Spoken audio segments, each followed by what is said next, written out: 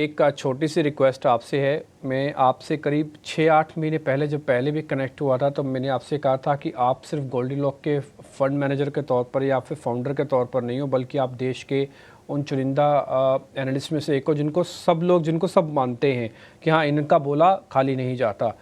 तो मैं ना आपसे एक लिस्ट बनवाना चाहता हूँ। ये मैं नेशनल टीवी पे एक लिस्ट बनवा रहा हूँ। आप मेरे को सिर्फ 5 स्टॉक्स दे दीजिए।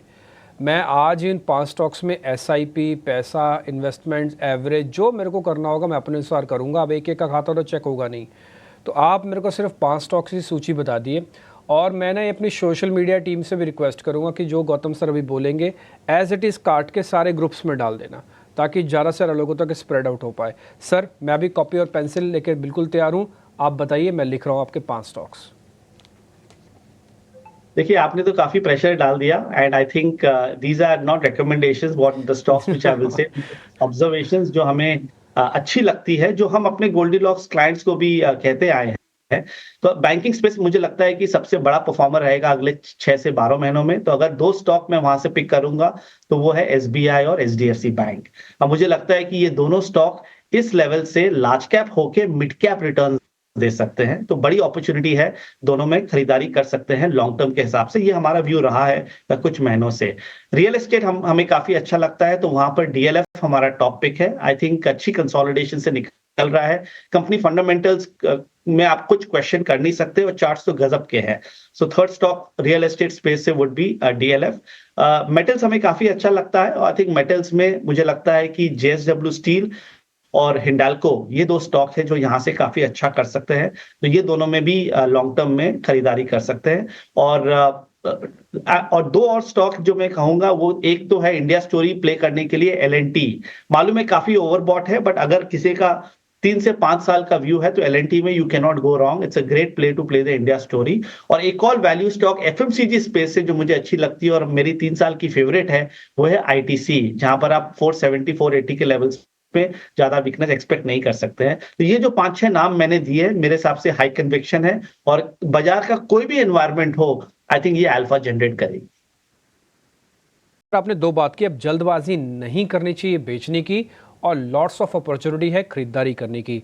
यही चीज़ में से एक हिस्सा बताइए, ये लॉट्स ऑफ अपॉर्चुनिटीज़ कहाँ-कहाँ पर हैं? कहाँ-कहाँ पर मैं एक्युमुलेट करें? ये पिछले 6 हफ्तों में जब भी मार्केट में पुल बैक आया है, वो पुल बैक बहुत जल्दी से वो सोल्ड इन हो गया और उसके कारण उसके बाद मार्केट ने नया लो बनाया।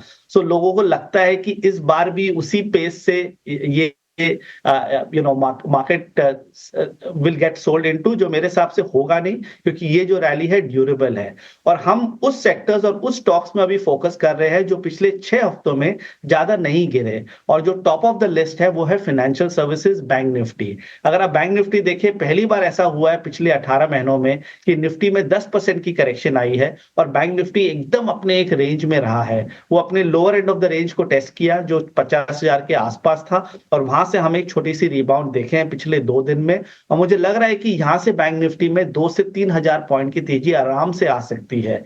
तो इनमें जो टॉप स्टॉक्स है, HDFC bank, SBI, ICICI bank, federal bank, ये सब अच्छे सेटअप्स है। तो मुझे लगता है कि biggest opportunity is in the financial services space broadly.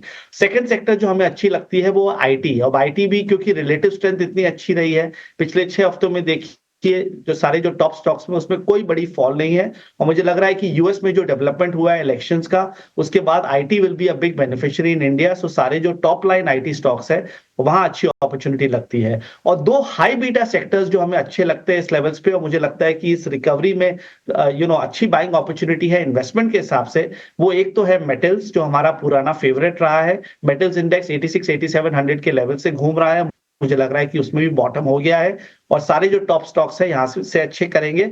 और सेकेंडली है रियल एस्टेट। रियल एस्टेट देखिए एक लॉन्ग टर्म स्ट्रक्चरल स्टोरी है। पिछले 6 महीने ये सेक्टर एक रेंज में चला गया था।